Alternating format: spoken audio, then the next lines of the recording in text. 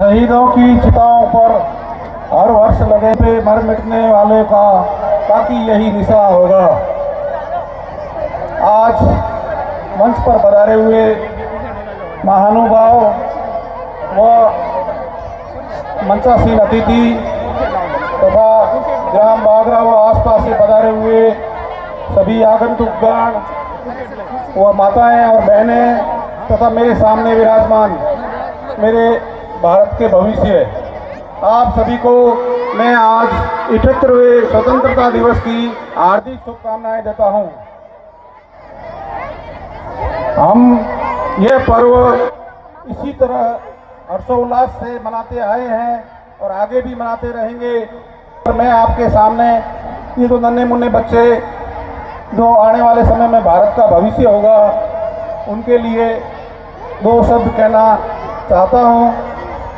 और मेरे से छोटे से शब्द है, लेकिन इनका अर्थ मेरे साथीगण, मेरे बागरा ग्राम से पधारे हुए आगंतुकगण वो मेरे भारत के भविष्य से ध्यान से सुने और अपने जीवन में अंगीकार करें। पहला शब्द है अनुशासन। Discipline. Discipline is the first way of the life.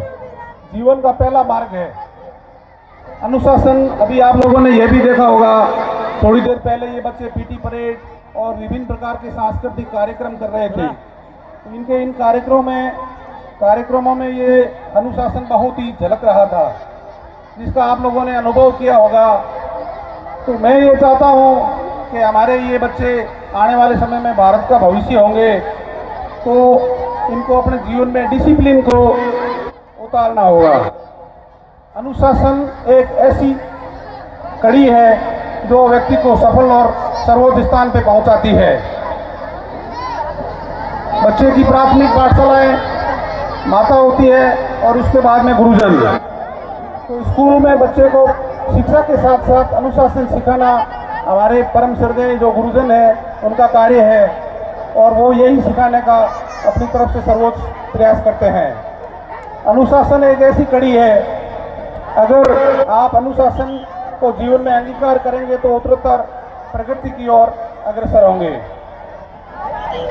तो मेरा आप लोगों से अनुरोध रहेगा कि अनुशासन को समझें और ये जो बच्चे हैं समय पर स्कूल शिक्षा को डिसिप्लिन की तरह ग्रहण करें और अपने माता पिता द्वारा जो संस्कार दिए जा रहे हैं उनका अनुपालन करें। यही सब कुछ ही जीवन में अनुशासन है।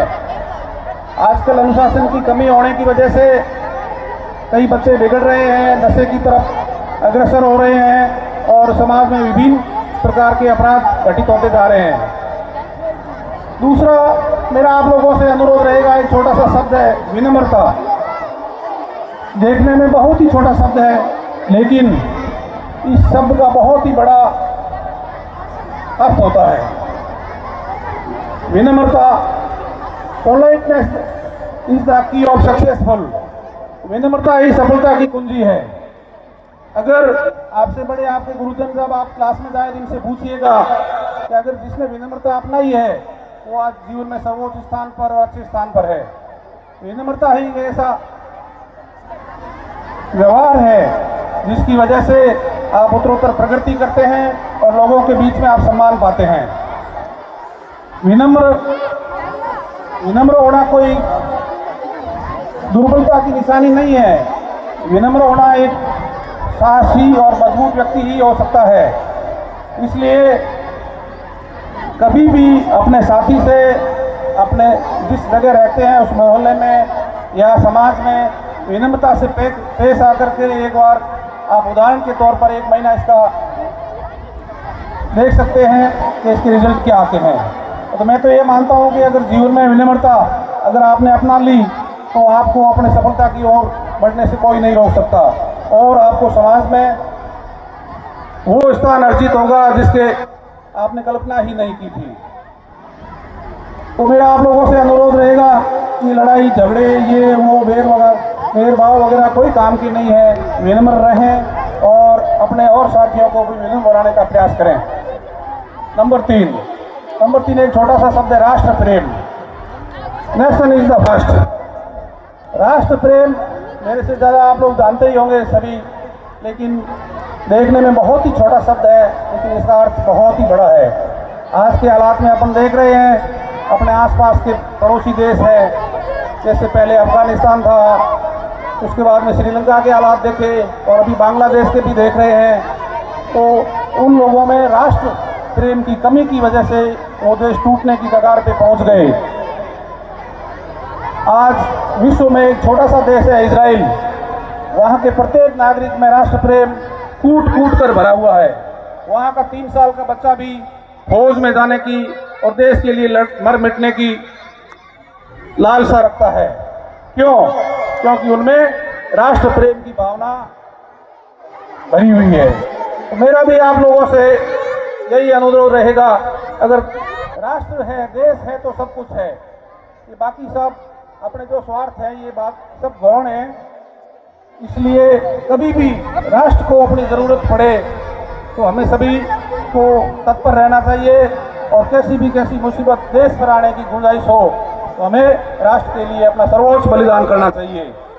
आज हम ये स्वतंत्रता दिवस सभी मिलकर के भारतवर्ष में मना रहे हैं, तो ये उन्हीं सपूतों के राष्ट्र प्रेम की वजह से मना रहे हैं, अन्यथा आज भी अपन गुलामी की जंजीरों में जड़े हुए होते हैं।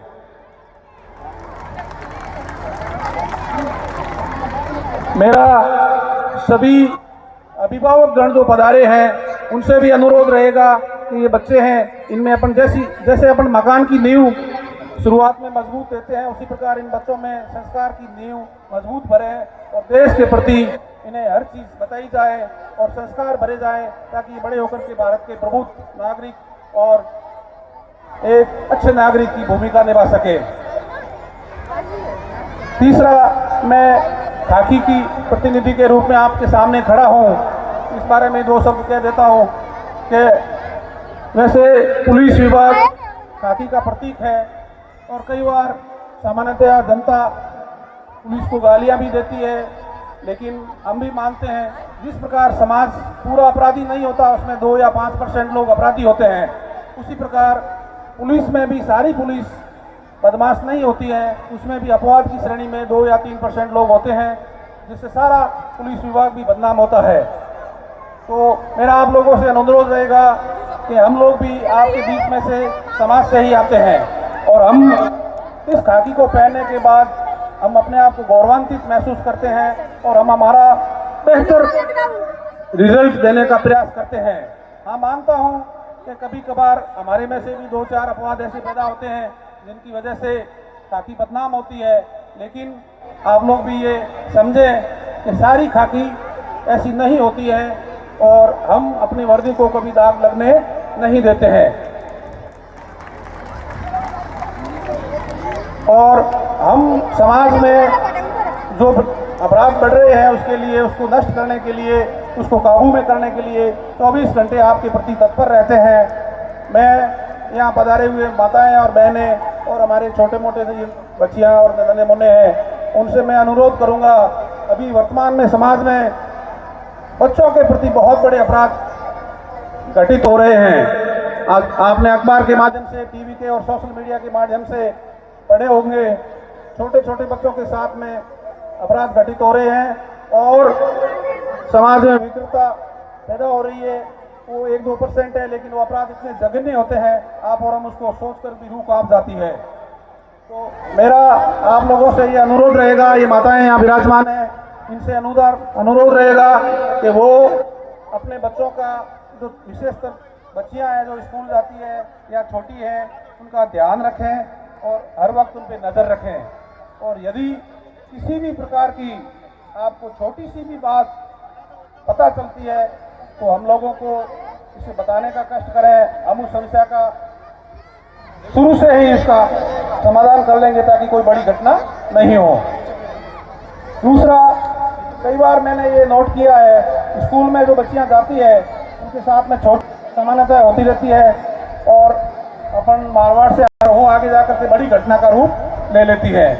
तो मेरा स्कूल में पढ़ने वाली सभी बच्चियों से निवेदन रहेगा कि अगर आपको कोई भी परेशान करता है, चाहे वो असामाजिक तत्व हो, चाहे आपका विद्यार्थी हो या आपका ऐसा भी कोई स्कूल स्टाफ हो, तो आप सर्वप्रथम अपनी माता को बताएं जो आपको परेशानी हो रही है। दूसरा, आप मुझे किसी भी वक्त आना तो इस स्कूल के बिल्कुल सामने ही है, अगर बता सकते हैं। अगर मेरे से संकोच हो तो हमारी गंगा बहन महिला कांस्टेबल है, वो आप लोगों के बीच में ही रहती है, तो आप उन्हें बताएं। उस समस्या का हम जड़ से समाधान करने का प्रयास करेंगे और प्रयास भी नहीं करेंगे, 100% करेंगे ताकि ऐसी घटना कभी घटित ना हो। दूसरा, मैं एक प्रिंसिपल सर से भी निवेदन करूंगा कि वो अपनी स्कूल में एक ऐसी शिकायत पेटी जिसकी है तो बहुत अच्छी बात है, तो प्रिंसिपल सर ने भी एक शिकायत पेटी आपके स्कूल में लगा रखी है, तो किसी भी बच्चों को कोई प्रॉब्लम्स हो किसी भी प्रकार की, तो उसमें अपना गुमनाम चिट्ठी लिख करके उसमें डाल सकते हैं।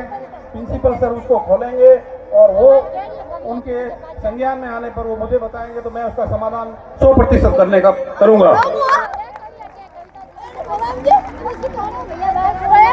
और ज़्यादा समय आपका मैं नहीं लेना चाहता हूँ, लेकिन मैं माताओं से ये निवेदन करना चाहता हूँ कि अपने बच्चे जो अभी वर्तमान परिस्थिति में नशे की प्रवृत्ति बहुत ज़्यादा फैल रही है और इसमें हम भी इसको रोकने का प्रयास पूरा कर रहे हैं, लेकिन हमारे पास साधनों की और मैन पावर की भारी कमी होने के कारण हम पूरे गांव में, हमारे हल्के में 44 गाँव हैं, तो वहाँ तक पहुँच पाने में असमर्थ रहते हैं। फिर भी हम अच्छा प्रयास कर रहे हैं। तो आप लोगों से ये मेरा निवेदन रहेगा कि समाज में इस टाइप की कोई असामाजिक तत्व है जो नशे की चीज़ बेचता है या नशा फैला रहा है, तो उसको हमें बताएं, हम उसके समय रहते हुए उसका इलाज कर सकें। और आपके बच्चे रात्रि में समय पर घर आते हैं या नहीं आते हैं, इसका पेरेंट्स विशेष ध्यान रखें। और वो अगर लेट आ रहा है तो उस बच्चे को पूछें कि भाई तू इतना लेट क्यों आया, ताकि वो आपके संज्ञान में आए और वो अपराध की तरह आगे ना बढ़े। बाकी मेरा आप सभी से यही अनुरोध रहेगा कि सभी अपने बच्चों को अच्छे संस्कार दें और विशेषकर मैं यहाँ विराजमान सभी से निवेदन करूंगा कि बच्चों को झूठ बोलना नहीं सिखाएं। पता नहीं समाज को क्या होता जा रहा है, मैंने यहाँ अनुभव किया पिछले 6 महीने के कार्यकाल में, अधिकांशतः लोग झूठ बोलते हैं और झूठ से एक झूठ के पीछे 100 झूठ बोलने पड़ते हैं। तो मैं सभी माताओं से ये निवेदन करूंगा कि जो ये बच्चे नई जनरेशन है, इन बच्चों को सच की तरफ अग्रसर करें।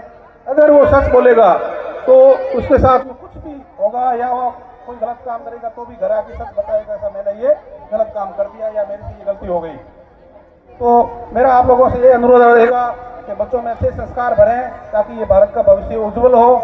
और पुनः आप सभी को इस स्वतंत्रता दिवस की हार्दिक शुभकामनाएं। जय हिंद, जय भारत।